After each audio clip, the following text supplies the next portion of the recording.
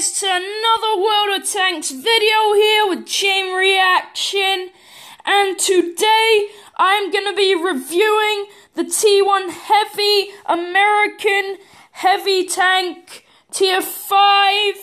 Looks like we have a nice ×5 experience on that, so let's get right into the battle, guys.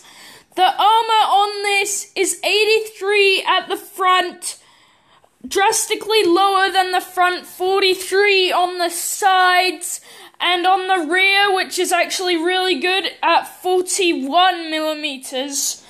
So yeah, I would suggest really trying to focus on facing your front to your enemies, because most people on every single match can penetrate your sides and rear, so watch out for that, guys. This tank is actually pretty fast for a heavy tank, nothing special. I don't have the maximum engine upgrade on it yet. I don't think it's worth it personally. The damage on this tank is 120 to 200 with the maxed out gun, which I think is amazing for its reload. Looks like the whole enemy team is very close to my position. Let's go after that T150. Yeah, the only problem with this tank is a very inaccurate gun. I have to say so myself. There we go. Reloading again. As you see, the reload is very fast for the amount of damage it does do. You don't really have to worry about hiding behind things when you're reloading, because your armor is just so good at the front. It's just like the Churchill 7, I believe. I love that tank because it just deflects every single shot. This does not deflect much, but when it does, I am very happy and it's very enjoyable. Okay, let's go after this T150. He couldn't penetrate me, so yeah. And today I'm going to be doing Armor Inspector once again. Don't think he knows where I am. Yes, he does, actually. He knows where I am. Forgot to face my front. He still cannot penetrate my armor. Remember to have your consumables on you at all times with this tank, because they try to hit your tracks for some damage sometimes. There we go. Got a kill. Let's go after this M4A3E8. Actually, no, he is too fast for me. Let's just go after this SU-185. He can penetrate me, actually. So, try to face my front. Try to swivel around. He is the only tank on this match that can actually penetrate me. So, there we go. Got another kill. Looks like there's only 2 enemies left on the battlefield. Looks like they're way over there. Might not be able to reach them in time, because this tank is not overly fast, of course, because it's a heavy. Yeah, the way to play this is just always face your front to enemies, and maybe sometimes pop out. No, I mean get cover when you're reloading, because the reload's not too fast.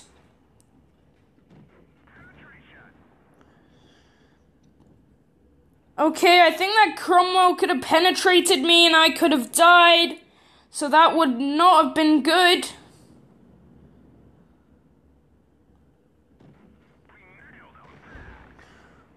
"56 hit points left.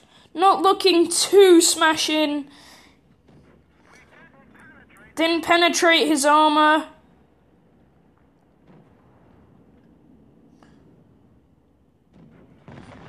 He killed me, but that's the only opponent left. Battle is finished. Looks like we had a pretty good run out there. let's just look at some statistics now, telling you how to play this tank, what tanks you shouldn't go against, that sort of stuff. Got a nice ×5, 4,830 experience. And yes, let's just go into the statistics. You can get a tier 6 turret on this tank, which is very, very good. It's a very good turret. It's just not the most accurate turret in the world. I could get this tier 7 engine, but it only adds 135 horsepower of engine power, and the weight of this is 58 tons, so that would not affect it that much in any way. Actually, it doesn't even affect the acceleration. But anyway, that's not the statistics we want to look at. I didn't tell you guys the turret armor, which is 102, which is actually really good. 83 on the sides, and 83 on the rear also. That is really good, so when you're swiveling, you don't really have to worry about them penetrating your turret easily. As I said, the weight of this tank, 58 tons, which is very heavy. Engine power, a maximum of 960 horsepower if you get the new engine. Speed limit, 35 kilometers an hour. Not too fast, as I said. Faster than most heavy tanks, though. Traverse, 25. That is pretty good when you're in a sticky situation and you need to run away, that sort of stuff. Or just distracting the enemy so they can't hit your weak spots. Turret traverse speed, 30. That is very fast for a turret swivel / traverse, whatever you want to call it. Penetration, 96 to 160. That means you can pretty much penetrate anything you go up against at the front, even a tiny bit, no matter what. Rate of fire, 8.77, that is really good, like I told you, so you don't really need to get cover when you're reloading, not really worth it, because you have very good armor, so that does not matter. Aiming time at 2.3, that is why it's an inaccurate gun, because you have to wait a long time for the circle to shrink. Dispersion at 100 meters, 0.43, so not the best. You will not be sniping in this tank. Yes, I just said you will not be sniping in a heavy tank. That, yes, you know, most people would be like, why would you even need to mention that? Everyone knows you shouldn't heavy snipe, but I've seen tons of people do it, at least one person every match, so, yeah. View range, 230, decent average view range. And, yeah, that's all the statistics there. 34% protection, which is actually really low compared to how many millimeters of hull armor it does have. Firepower at 36. Shot effectiveness is the best thing on this tank, which is 47%. That is why it does a lot of damage. 37% if you get the maximum engine upgrade plus tracks. And yeah, guys, I am going to be reviewing the M6 soon. And this Churchill PC4, maybe. Also in this day, maybe even. But yeah, let's just look at Armor Inspector. Okay, let's put the average penetrating tier 5 gun on this tank. Okay, see, as you can see, there's hardly any points on the front of this tank that you can penetrate. But on the sides, anyone can, because this is the average tier 5 gun, and the T1 Heavy's algorithm does never go against tier 5s and lower. It always gets put with tier 7s. But this is the lowest turret that will be hitting you on your match. They can penetrate your sides, no problem. Penetrate your rear, no problem. But as you can see, the front of this tank is very tricky, especially if you keep moving around like that, which is a very good tactic in some tanks. Let's just do some turret yaw. Yeah, they can even penetrate the sides, which have 83mm of armor. So, not too good, but the front is always the best on any tank. It's just this tank is a very strong point of this tank. Gun pitch, that does not really open up any possibilities. Distance, let's do the closest distance they are to you. They have a chance of penetrating slightly more areas, but not a big deal. Okay, now let's see what a tier 6 gun does.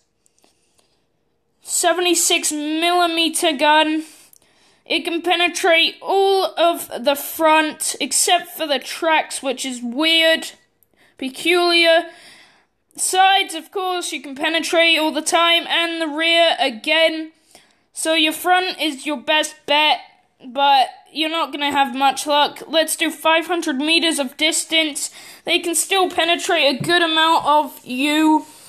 Let's see heat rounds. Heat rounds, there we go. You cannot do any damage to the front with heat rounds, guys. Hardly any on the sides. And on the rear, actually not a surprising amount. Yeah, this is a really good tank against heat rounds, actually. I did not realize that, actually. You will only be doing 10% of the damage that a heat round can do, which is... Okay, let's look at composite rigid rounds, APCR.